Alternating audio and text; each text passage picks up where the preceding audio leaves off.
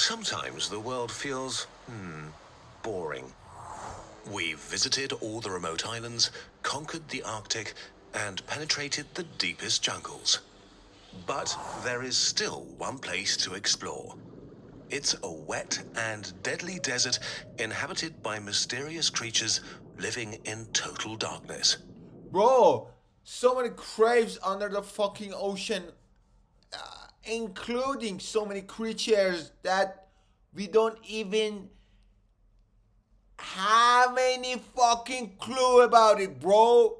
I mean, the NASA started a fucking research under the oceans and interrupted with something in which leads to NASA pause that fucking research and investigation forever and start an investigation on space and galaxies instead. So let's figure out what the fuck is going on under the ocean. The deep sea. Let's dive down.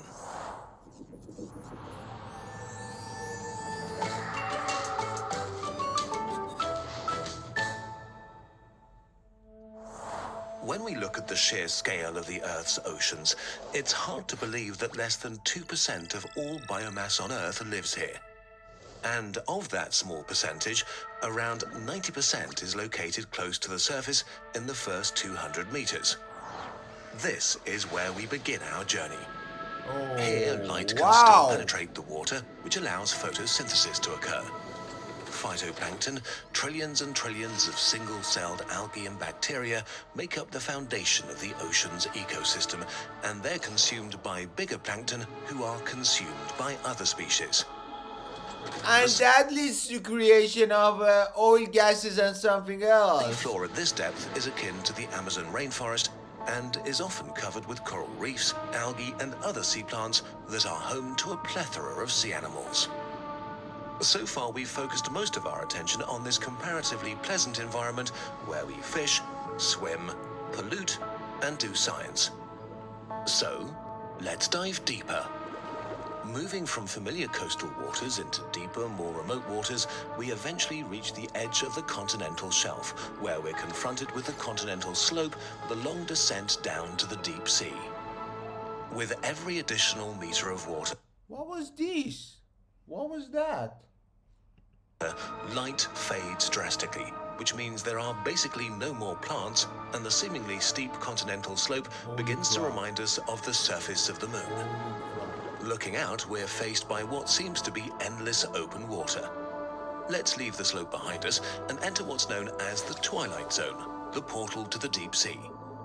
As we sink down further, the water pressure rises to deadly levels. The deepest scuba dive ever came in at 332 meters. At that depth, the pressure is like having 200 cars stacked on top of you. Holy crap, Yet that we've man. only completed... That man's supposed to be a fucking beast. Now look at this. This 300 meters is nothing in contrast to what I'm seeing, bro. What the fuck? What the hell? 3% of our journey.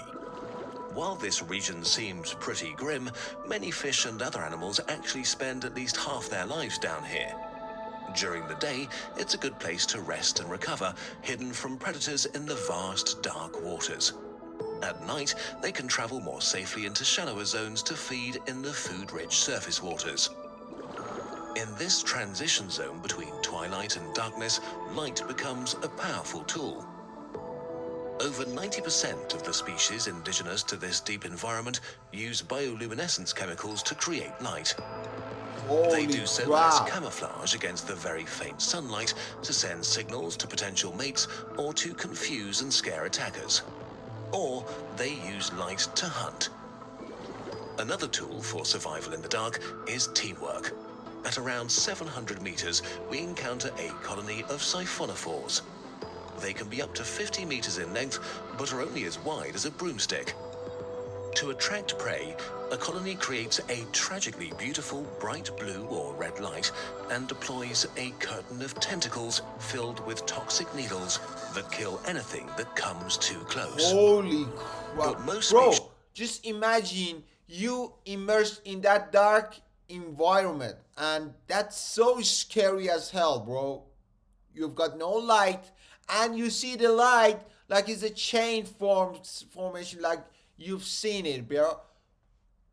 I go, oh, there's light. Let's go to it. You die. Species living down here have to rely on an unlikely resource, marine snow.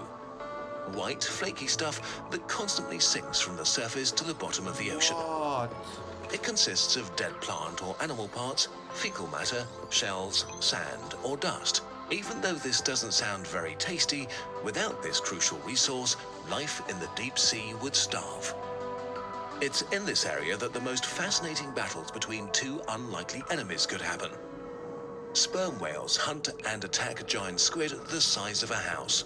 While the What? squid fight back ferociously, they probably don't stand a chance, but they do leave permanent marks on their killer's skin. As we reach Bro, 1,000 I thought these kind of fucking fighting are just containment in fucking movies. meters, deeper than the tallest structure built by humans, we need to be careful. This is the Midnight Zone, a place of utter darkness. A barely explored wet wasteland consisting of nothing but endless black open water. At these depths, it's harder for a human to take a swim than to take a walk in space. Finding food down here is really hard, so life had to adapt and become extremely energy efficient. Like the 30-centimeter long vampire squid that floats through the water without motion, with long and slender catching arms extended. They're covered in tiny, Wow. stiff hairs which brush food from the water. How the hell This he saves a could lot of energy compared to actively catching withstand food. that kind of pressure? For carnivorous fish, it's much harder to find food since living prey is quite rare down here. So the hunters have to get a perfect grip on their victim on first strike, otherwise it will escape into the dark. Many deep-sea predators have several sets of long and deadly teeth. Like the viperfish, which uses its long fangs to trap even large prey and swallow it whole. Or the frilled shark with its impressive set of 300 teeth, which are curved backwards to hook their victims in their mouths. We sink further, below the 3,800 mark, as deep as the grave of the Titanic. We are now at abyssal depths. Here, life happens in slow motion. Preserving every last bit of energy is crucial for survival. Everything down here hovers motionless or swims in a slow, elegant fashion. Bro, that's just the only like time hell. the animals living in this zone move fast is when they have to escape danger. Holy crap, bro. I mean, how the hell animals living in that kind of pressurized environment, bro? That's a hell. That's a fucking hell. I don't know if you heard of that fucking submarine that popped last few years. What the fuck was the main cause of fucking their death? Rest in peace. Was pressure. So, if my stick down there don't work, I don't give a fuck what the fuck is that environment. I don't go there, bro. Like the Dumbo octopod paddling with its ear-like fins, or the grenadier's fish with its slow eel-like tail beats. At 4,000 meters, we finally reach ground again, the abyssal plain. It's covered in grey mud and rocks, dusted with the remains of marine snow, which is consumed by animals like sea cucumbers, shrimp, sea urchins, and sea worms. In some regions of the seafloor, small, dark mineral deposits can be seen. These are manganese nodules. Deep-sea Manganese. corals and sponges use them to anchor themselves on the bottom of the sea. Oh, SpongeBob, Though bro. life is sparse on the deep seafloor, even down here there are oases. In the rift valleys, where tectonic plates are splitting apart, magma heats up seawater and creates dark jets of Holy water and minerals as crap. hot as 400 There's fucking magma eruption under the surface of fucking... degrees Celsius that form elaborate Oh, shit. chimneys and towers. Extremophile bacteria use the minerals to create organic substances that are the basis for unique ecosystems. As we descend further, we reach the deepest point of the abyssal plain at 6,000 meters. For most of the seafloor, this is as deep as it gets. But if we want to get to the deepest point of the oceans, we're actually only halfway there. Let's enter the Hadal Zone, the underworld of the sea. It consists of long, narrow trenches that only make up around 0.25% of the oceans and are among the most extreme environments on Earth. Only extremophiles exist down here, like the ethereal snailfish that holds the record for the deepest living fish ever seen at around 8,000 meters. Holy crap, they're just like a fucking something came from I don't know where. We see spiky and sharp black rocks rush by as we sink down to more than 10,000. Until we reach the final slope. A trench inside the larger Mariana Trench with gently sloping sides that enframe a valley about 1.6 kilometers wide. This is it, the deepest point, the Challenger Deep, 11,000 meters below the surface.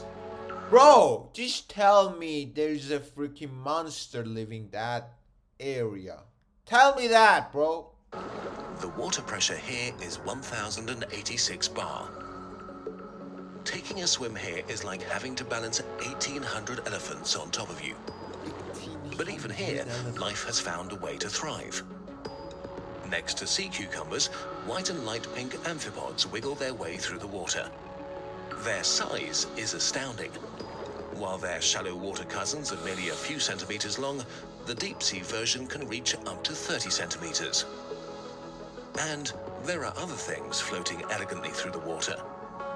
Plastic bags that were found by scientists in 2018. Even the What?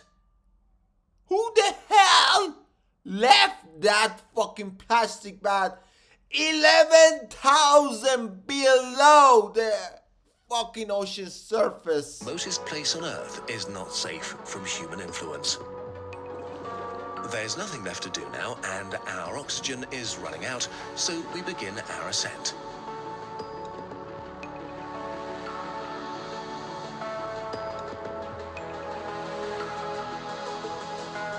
So where is the fucking After monster? hours of traveling through dark nothingness, we finally see a glimpse of light. We arrive back at a calm surface. The oceans are so deep. There is so much of them. We owe it to ourselves and to our descendants to preserve them as well as we can. There are still so many wondrous things left to be discovered.